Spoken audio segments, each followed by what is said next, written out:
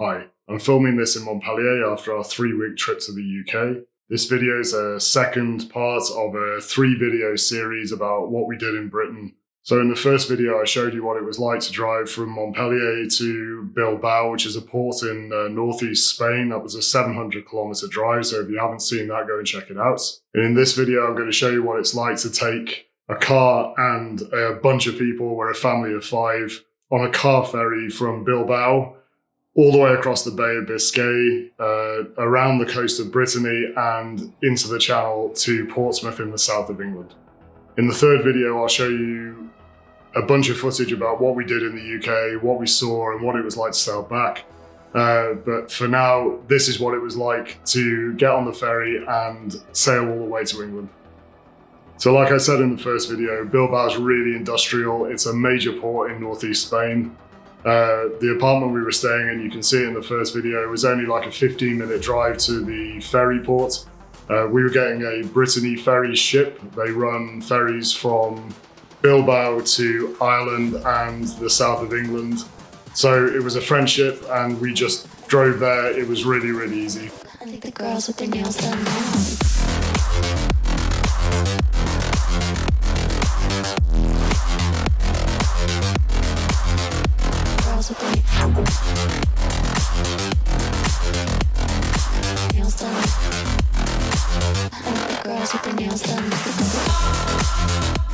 So getting on these ferries is normally pretty straightforward. You just show your passport, your ID, and you just roll on.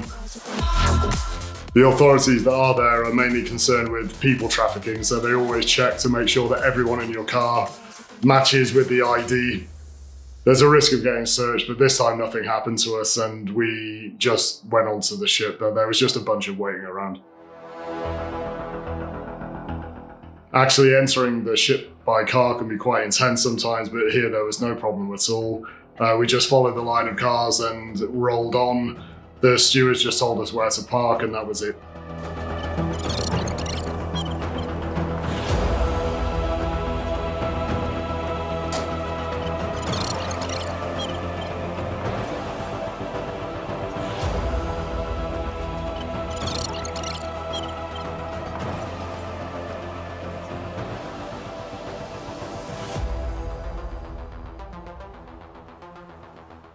So once you're parked, you have to get all of your stuff out of the car. You have to make sure that you don't forget anything because once you embark, you're not allowed to return to the car until you actually arrive at the destination. And because this was a pretty long voyage, we were actually sleeping on the boat this time.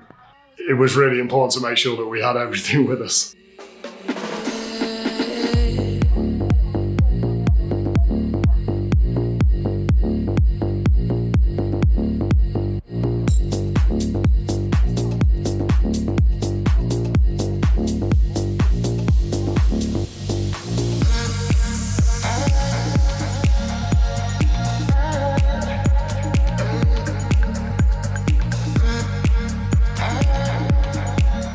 So let's have a look at the cabin.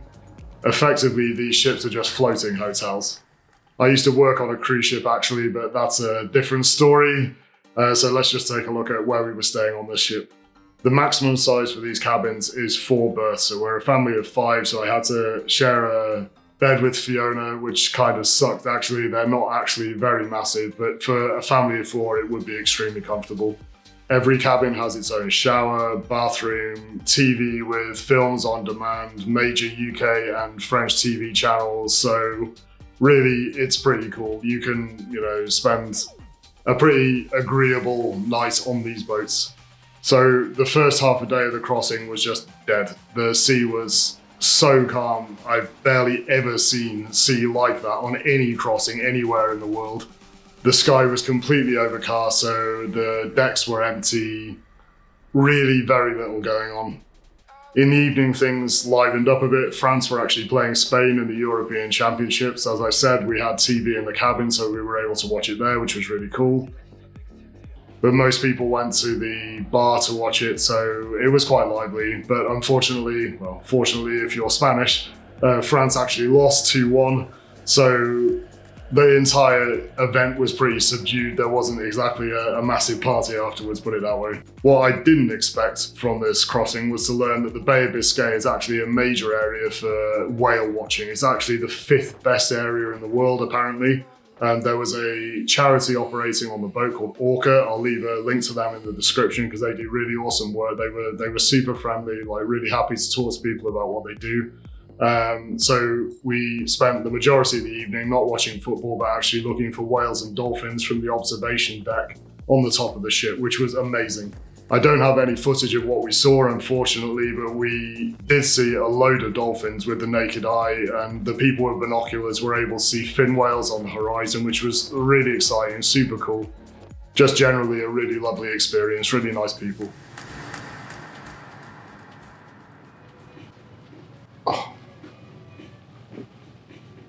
So it's the morning. As you can probably see behind me, there's literally no one up. It's about 7 o'clock in the morning. Just waiting for the cafe to open so we can get some coffee. The sea is just flat as a pancake. There's just been no waves at all. It's been really calm. Last night there was a bit of excitement because France lost in the European Cup. But we did some whale watching and went to bed pretty much. But yeah, we've got about 10 hours to go. We're just gonna get some breakfast, get some lunch, sit around, read, write, edit some videos maybe, but there really isn't very much going on at all. Pleasant, boring, banal. Everyone seems to be sort of having a reasonable time. And so it's pretty difficult to carry enough food to sort of get through this without actually having to buy anything. But I think we've failed in that regard. But never mind. And I think I'm going to go and try and find some coffee and then look at the sea. This morning you can see the coast of France. Really overcast, grey, flat. There's nothing going on at all. Maybe it'll be a bit different on the way back. We'll just have to wait and see. But cabin was really comfortable. Just a shame that they don't have 5 berths. I'm going to get some coffee. So there were 2 restaurants on the ship. This one, which was a kind of cafeteria, and a proper restaurant, if you like, with a maitre d', which we didn't go to. And the cafe was fine. They were able to cater for vegetarians, which was great for the kids. They were able to have breakfast. There were no vegan options, unfortunately. This is actually really normal for France. France really lags behind in terms of catering for vegans, but at least there was a meatless option, so I guess that's a slight advance. The second day was just beautiful. The decks were full of people reading, drinking, sunbathing, sun was shining. Really, really great day.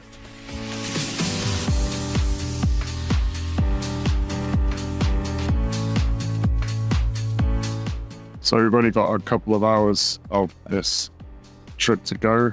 It turns out it's been an absolutely amazing day. We saw dolphins this morning. There's been more whale spotting. Apparently the lady who works on this ship spotting the whales, she said that when we come back at the end of July, there's going to be a much better chance of seeing whales and see fin whales here. Sometimes sperm whales, humpback whales apparently. Everybody is out on the deck sunbathing. We've got about 3.5 hours left. We're in the channel now, and we should be arriving at Portsmouth at about 5:30. Been quite sad to see the back of the boat, to be honest. It's been pretty cool. We've had a really nice time. Really good to spend some family time. Pretty amazing to get away from the internet and just spend some time playing cards, eating with the kids, sitting in the sun. So I'll record us getting off the boat. Then we're going to take the ferry from Portsmouth to the Isle of Wight. After that, we're going to go to our accommodation and pass out and wake up the following day. And finally, at the end of 27 hours sailing, we got our first look at the UK in over 2 years. This is the coast of the Isle of Wight.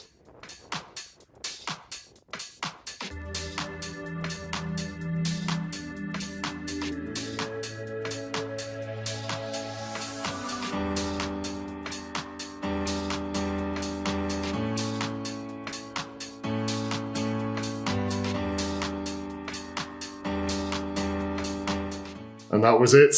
All that was left to do was just pack up all our stuff, get back in the car and roll off into Portsmouth. The boat was actually full of bikers coming back from Spain, so it was really cool to get a look at all their gear.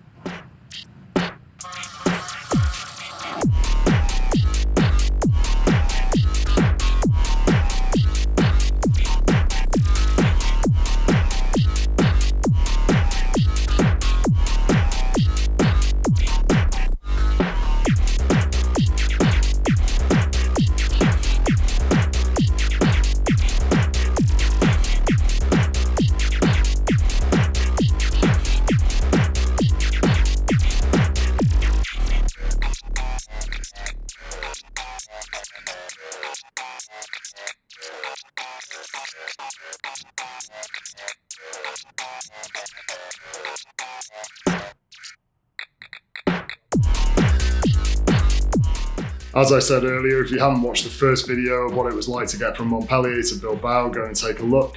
And apart from that, I'm going to do a third video, like I said, with a bunch of stuff from what we did in the UK. So hopefully I'll see you back for that one.